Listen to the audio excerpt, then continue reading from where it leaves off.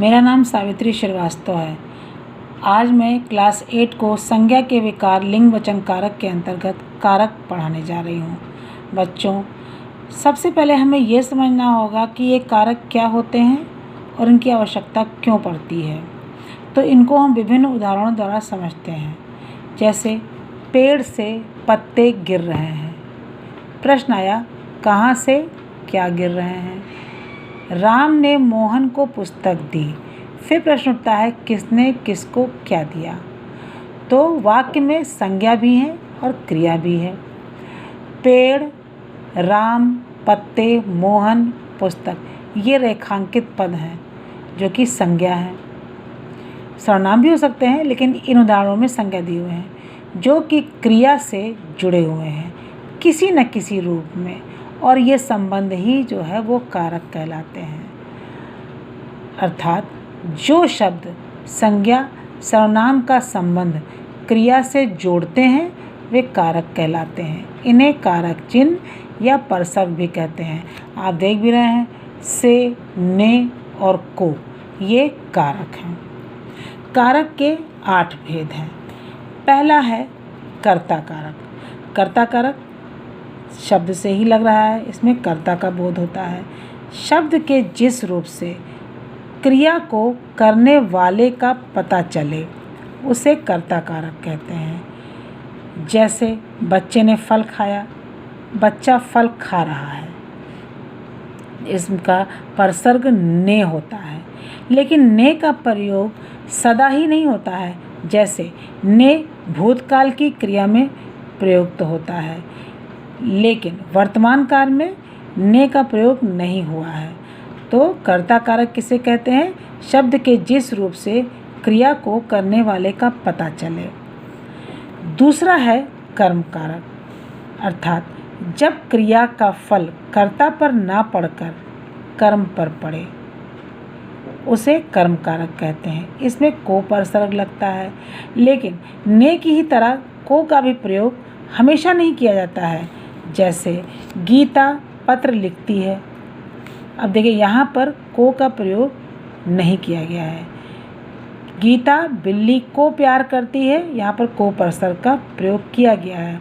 तो उसको जानने के लिए हम समझेंगे कि जो अप्राणीवाचक होते हैं, अप्राणीवाचक कर्म के साथ को का प्रयोग नहीं होता है। जैसे पत्र लिखती है, और प्राणीवाचक अर्थात लिविंग थिंग्स के साथ को का प्रयोग होता है। जैसे गीता बिल्ली को प्यार करती है। तीसरा है करण कारक। करण कारक क्या होते हैं? करण कारक क्रिया को करने के साधन को करण कारक कहते हैं। इसमें से के द्वारा का प्रयोग किया जाता है। जैसे पिताजी कार से दफ्तर जाते हैं, तो से ये परसर्ग है।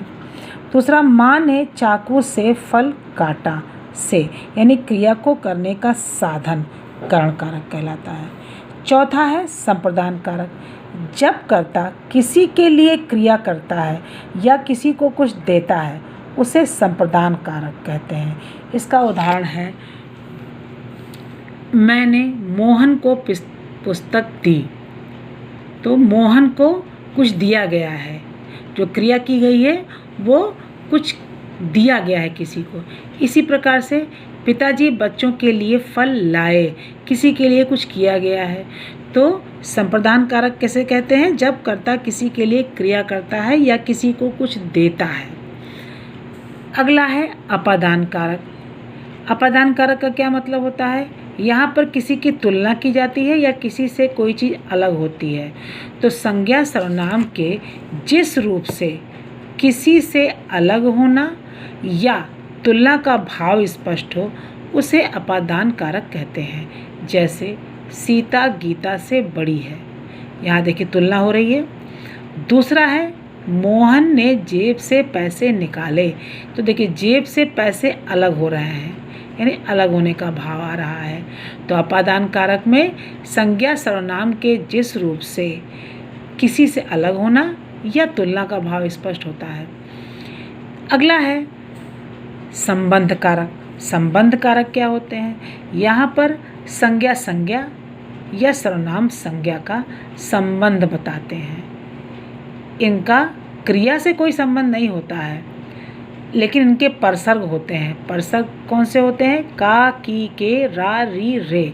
इसका उदाहरण देखिए, ये मेरी पुस्तक है, उसका नाम सुरेश है। तो ये संबंध कारक हैं, क्योंकि इसमें संज्ञा का संज्ञा से या सर्वनाम का संज्ञा से, सर्वनाम का सर्वनाम से संबंध जोड़े जाते हैं। अगला कारक है अधिकरण कारक, जो संज्ञा सर्वनाम क्रिया के होने का स्थान व समय बताते हैं।